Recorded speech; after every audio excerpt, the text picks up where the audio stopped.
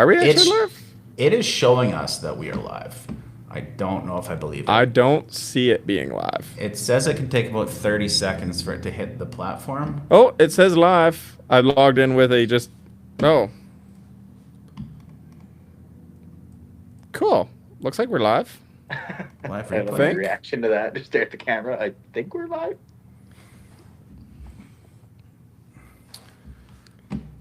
It's still not up on YouTube yet, though? I think it's on YouTube. I'm seeing it on YouTube now. Are you? Yep. Oh, someone's in the chat, I think. Very tech-savvy people over here. Is it me? Public I'm the chat. one watching Oh, now. Wiley says we're live. Oh, okay. Okay, there we go. All right. I don't understand. Sorry, guys. We just switched over from StreamYard to Riverside FM, and we had technical issues. Lot of technical issues. Chase was To loving say the it. least. Yes. This live was supposed to start a little while ago. Jordan is now vertical. Yeah, I'm on a different device, so that's fun. Okay, cool. I'm gonna have to get in here to the live and change. Fuck, I still don't see it. Okay, well, I guess it's just a free fall for comments for everyone. Enjoy it while we'll enjoy it. Okay. Oh, we can't see the comments. Okay. Mm-hmm. All right. Well, we might as well get started. This one of the big updates is investment, but because we have investment, Theron, you want to read the disclosure that lawyer said we have to put in when we talk about investment? I can do that. Let's see here. This video is for informational purposes only. Investing in Edison's securities involves significant risk. Before investing, you should carefully review Edison's current offering memorandum, which is available through our website, including all risk factors described therein. Participation in this offering is not available to all investors. Please consult the investors page on our website and speak with your legal and financial advisors to determine your eligibility and whether an investment in Edison's securities is appropriate for you. Nice. There we go. Well, might as well get into the video then. If we're going to do that every time, we got to do a recorded version of Theron doing that, so you can just put it in there. I need the reading practice. I You have to did do it a pretty lot nowadays. Yeah, Well, that's what you get. Yep. Should we get into it? Yes. So big updates. Big D's been driving around on the test track a whole bunch. Been putting on the kilometers on her, and it's been doing really, really good. I did a TikTok post that was mutuals only. So rather than just the general public, because that'd be chaotic, we did a mutuals only where invited all of my mutual followers out to come out do some test drives. So the feedback from those guys has been awesome. They've really, really been enjoying the truck. Got a couple great comments like, wow, this is nicer than my new Kenworth. Nice. That feels pretty good. It is. I drove nice. it. Yeah. Like I've driven many trucks, new trucks and everything, and it by far is my favorite. It's wild how much the load share makes a difference. It's got front airbags. You want to go into what load share is there, Chase? Yeah, I've ran it on a few of my logging trucks, and it's basically exactly as it sounds. It's a front air ride suspension, so Liam did an awesome job on that front suspension, and basically the front's on air ride. Normally, you just only have springs on the front. Now it's air ride, and that air acts as basically picks up the weight of the truck, so it rides on air, and then Yeah, I don't know if you guys have converted their trucks for that, like old Pete's and stuff to have the air ride, but that's a big project. But when you're doing it from the ground up, you might as well throw it in there. I've only driven one truck with it, and it was my very first truck I ever drove. It was a C500 Kenworth in the oil patch, or the first truck that was like my truck. And I didn't even know what it was. I didn't even touch it. Like, You're what just a babied. waste. And after that, yeah. There's a gauge I don't know what that does, but it like going down or around the test track. It's takes out so much of the washboard and the bumps. It's such a smooth ride. It's fantastic, and the cab is so quiet because everything's bolted shut. honestly, we did this is a professional truck. Like, this is a truck that I could sell now, 100%. Like, Yeah. driving Big D around, you're like, oh, we have done it. Like, this is a truck. Because Topsy, you could tell we built it in a shed. It did the job. It was a huge step up from Carl in terms of technology. We showed that with Topsy that technology works, but like the fit and finish wasn't there. This is like something I'm proud to, really, really proud to like invite people out, let them do test drives. This is a thing that, like, yeah, I would sell this truck, hands down. 100%. No, that's exciting. So we've had a few test drivers come out there. Ben Webb was the first one. Then we had a couple streamer guys that like stream truck sims and have never driven a truck. No way. They got to drive that their first truck. What I have, you know who they are, Chase. I'm not into game Sparks streaming. them. Yeah. It was good. It went, and then we invited some local truck drivers out. A couple more truck drivers. It was really just a whole bunch of truck drivers. We give him a shout out. Austin Ruther or Austin Farmer's his YouTube channel, and I looked his YouTube up. It's like he's got like 650,000 followers on YouTube for just streaming games, which is wild. Like good for him. And both those guys are full-time streamers. They don't even have other jobs. So congrats. Okay, a little off topic. Like I got a buddy who's a streamer, like, and that's his job, his life, and like actually is successful. It's crazy. It's like that's all they do is game all day. It sounds like a pretty good gig. I bet it turns into a job pretty quick. Probably. A little monotonous, maybe. I do see a comment here. We'll get right into the investment, I guess. Any limits on international investors want to invest in buying more glizzy rollers? We don't need any more glizzy rollers. People are on diets around here. But we can take international, but it's through, I believe, a private... It's from Front Funder on some countries, but other countries... If it's not, you have to reach out, and then we have to do private placement. Like, I think Australia, the UK, a couple more have special rules. So they have to clarify. But if you email investment@edisonmotors.ca, we can further this along. Or try through Front Funder first and see. But I appreciate your support. Yeah, and getting rid of the glizzy roller was a fucking hard call, but the right call. I have lost about 30 pounds, just over 30 pounds since getting rid of the hot dog. Like, and it doesn't even sound like it's that bad of a deal. Because you think about it, and you're like, oh, I'm eating like one hot dog an hour. And you're like, one hot dog an hour doesn't sound like it doesn't sound like that many hot dogs until you realize you did a 12-hour shift and you're going through like a pack a day of hot dogs.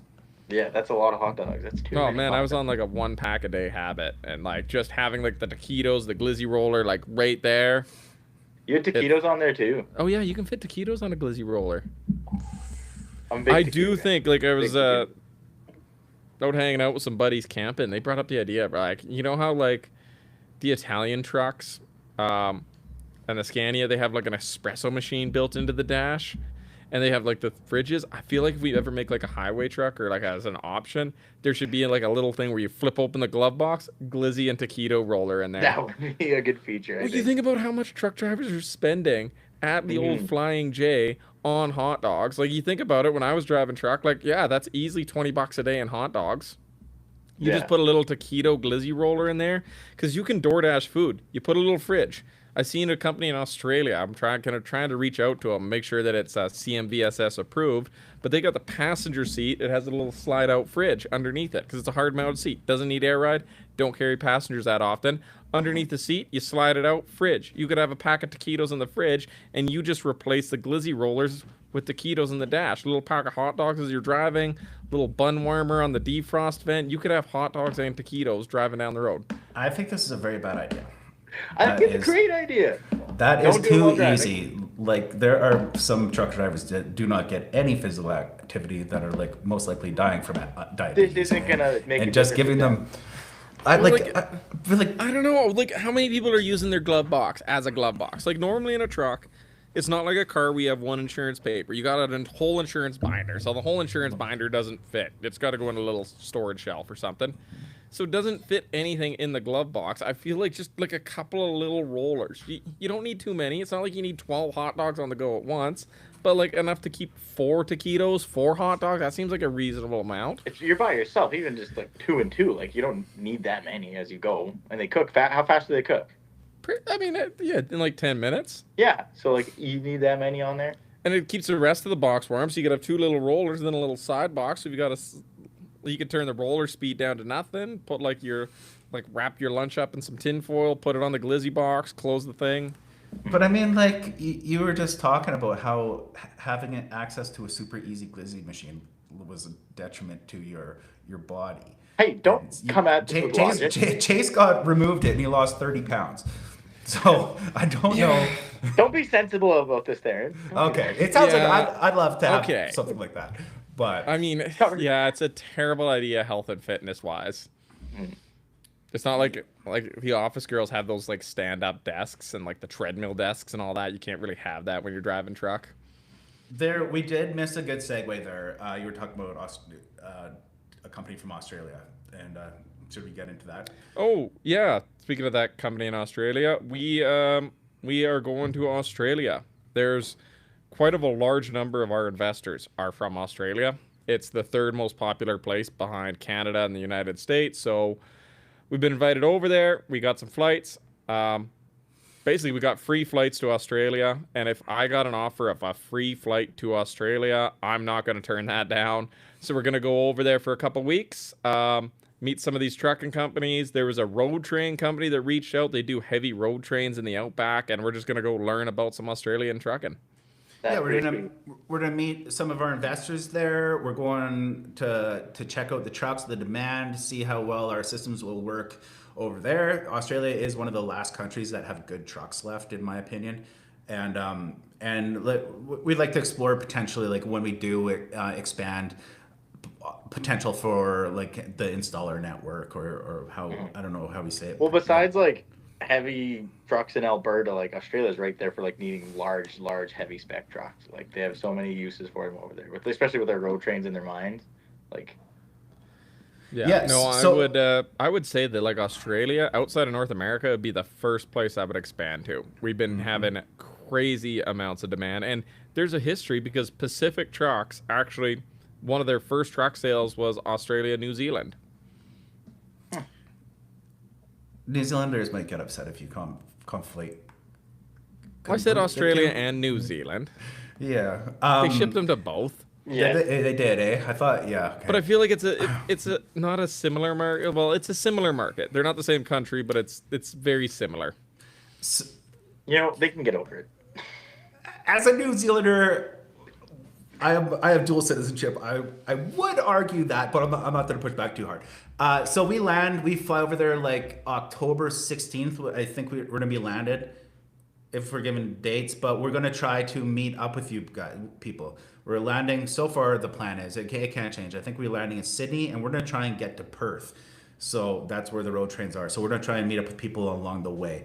So if you are over there and you have a good direction contact that we should go check out, some sweet trucks that we should see along the way, maybe some recommendations of what to do, best use of our time. We do want to capitalize on our time while we're there. Please reach out and let us know. Yep. And we'd love to meet up with some of you guys. There is talk of maybe a meet and greet along the way, but depending on the route. Well, we got to figure out where we're going before we lock in the plans 100%. We know Yeah. the couple investors, couple companies are going to visit, and we'll figure it out from there. Should we go into I wanted Sorry. to talk about, now that our investment raise is live, kind of the business plan. People have been asking if there's been a lot of changes to that. And we just wanted to kind of go over what the plan was. Of course, another disclaimer, please read the offering memorandum. That is the thing. Anything that's the most accurate information. But the basic plan here, as far as Edison goes, with this new investment raise, because we're trying to stay under that $10 million US requirement, because we have over 2,000 investors and over 500 non-accredited investors. If we go over 10 million US in assets, we trigger under SEC rules US GAAP financial reporting. So with that being said, I think we can achieve our current business goals in the short term this year without going over that. We're about 8 million, so we have about 2 million in room on that US, so like 2.7 million Canadian. So we're doing our investment raise. What we're going to be doing is building the next 3 versions of the truck here in the spring. That is the big plan. We're going to be building 2 hybrids. A lot of people have asked, like, we have a mechanical truck. Big D has an 18-speed transmission. Is the plan to move away from hybrids? No, absolutely not. I fully believe in hybrid. Hybrid is the best way to do it. It's just that when Environment Canada came out and they said, hey, you're not allowed to build the hybrids, we built the mechanical. So obviously in the next trucks, we're still going to build mechanical because there's still demand for mechanical. It still allows us to prove a lot of other things. Prove that manufacturability, cab, hood, fenders, rear end, frame rails, building things, and we could build that at a larger scale. because the hybrids are still more prototypes, I've been saying for years that until we are fully satisfied that these trucks can do what a truck is expected to do and get the lifespan that a truck's expected to get, I'm not comfortable to go to full production. We've seen that before with companies like Nikola, who built like 400 trucks. Huge volume, $200 million facility to really focus on these electric vehicles. NHTSA, National Highway Transport Safety Association, recalled all of their trucks, had to take all of their trucks off the road, major things. They're like, we don't want that. What happens if in 2 years we found a critical fault and we've already been at mass production? No, let's get those time frame in there. So in order to do that, we can build a lot of mechanical trucks. And I'm thinking we're just spitballing. We don't know the exact number, but for every 8 or 9 mechanicals, we build, say, 1 hybrid, because then you're using the revenue from the mechanicals to subsidize the hybrid research and development and testing and approval. And if you do have issues, instead of recalling 500 trucks, you're recalling 50 trucks. It's a lot easier to manage, and you still have 450 other trucks out on the road. So that's kind of the plan there. So that being said, coming into this fall or winter, I should say, because we're going through our testing, we are going to be building 2 hybrids, 1 mechanical. That's, of course, going to be the Tokel logging truck. Tokel's bought a truck. They're getting the redesigned version 4 hybrid with those things that we've learned in testing on the trucks that are in the field. We've done some major upgrades. We've done some YouTube videos about those upgrades. They're getting implemented with that. It's going to be one of the first trucks built in the new shop, which I'm excited about. And then we are going to build the identical twin mechanical truck to that, which I want us to be able to see. Same thing as we're doing with the winch tractors. The next one will be a hybrid winch tractor that we are building. Same thing as Big D. It's going to have the exact same rig up, exact same specs. So with the 2 log and truck hybrids and the 2 winch tractor hybrids, we can directly compare efficiencies between the hybrid and the mechanical to give that real world testing, because obviously giving real world results is something we struggled with, because in vocational trucking, a log-and truck gets much different fuel mileage than a gravel truck. So let's build 2 identical things, put them on the exact same haul, and show the difference. Then, go ahead there. Yeah, and again, I just want to say those numbers that Chace put out before about how many mechanicals to hybrids, they're totally hypothetical. It'll just be amount as hybrids that we can do responsibly. It's to give a concept of what we're thinking. Obviously, the real world, when we get to that point and we get that comfortability, how's it doing? Maybe we do more mechanicals, maybe we do more hybrids. That's just kind of what the initial thought is right now. But the idea is the basic concept. We're going to build more mechanicals than hybrids until those hybrids have a longer track record. And then you'll start seeing production volumes. Mechanical will start going down. Hybrid will start going up. That's the basic thesis I'm trying to get across. Yeah. And the difference between the hybrid and the mechanical in the model, like the BDE, is we're trying to make it as transferable as possible. So you are essentially testing the hybrids by running the mechanical, because you can figure out where the cab needs to be improved, where the chassis, you're getting real world testing going down the logging truck. It's just that the hybrid system isn't on the truck, but the chassis itself is being developed or tested and improved at a greater speed than it would be if you just waited. Yeah, a lot of the components are the exact same, so like it definitely transfers over fairly well. Yeah, and economy of scale, like Chace said. Yeah. Where were we at? I'm not sure. Plan in there. So that's the plan there. Coming into next year, the plan, once we do this, is to go to production of basically a little mini production run. We're talking with some of the guys in the industry. They say what you want to do is go to a mini production run. Don't go to full production, but you're going to do a validation production run. It's something that we've seen Aptera do. Aptera is building 15 of their little vehicles, and what you do is you sort out your kinks in production before committing to a full-scale production. So I want to do 10 identical trucks, just cookie cutter trucks, same wheelbase, same options, same spec, maybe a couple of little different options. Throw a hybrid in there, throw some mechanicals in there, throw a sleeper, slow a day cab. So from that, you do that. That'll be the goal next year.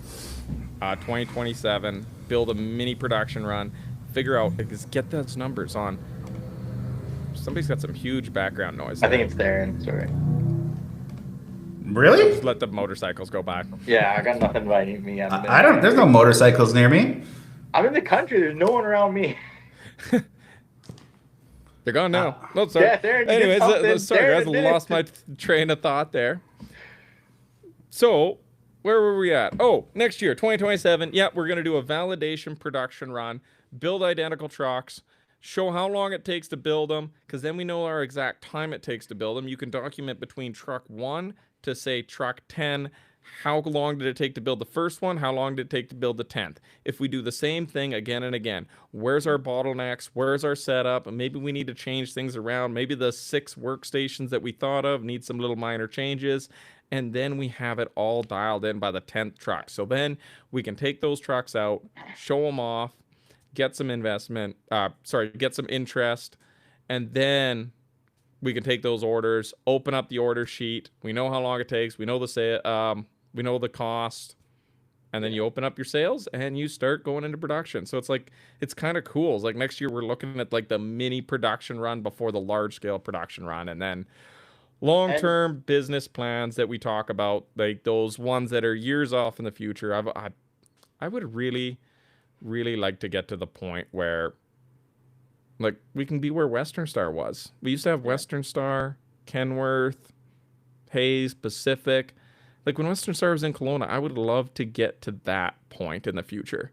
Like they were building 4,000 some odd trucks a year. That's my big goal, is to get to that kind of spot where we can be that Western Canadian producer. Well, it's still like just having a producer, a little bit of a jump here, but that production in Canada, like versatile. It's all tractors, like versatile tractors, but all of them say like made in Winnipeg, and it's like that's just not a thing anymore. Like all those old tractors from the 80s and 90s were built in Manitoba, then going all across Canada, and you just don't see that. Where now it could be Edison Motors, made in BC, in Canada, right there, nothing from China, just doing our thing. Yep. It's where we should be. Like there's no reason that we should not have a domestic Canadian manufacturer. It's crazy. The 10 trucks though, so they'll just be heavy spec Cummins with an 18-speed tandem axle. Probably tri-drive. Probably tri-drives. Okay. But like maybe 1 or 2 little tiny variations. But yeah, for the large intent, we're not doing custom trucks. Yeah. What you get is what you get with those things. We've also found a lot of cool partners. We're exploring the one way of like, there's some people that build different equipment that go on the back, and they're interested in trying. So maybe one's a gravel truck, one's a but we just send the truck cab and chassis off to the builder. I want to put a grain box on one. I was thinking about it right now. How big of a grain box I could throw on there and drive that around would be pretty sweet. Yeah. Darren, you're still muted.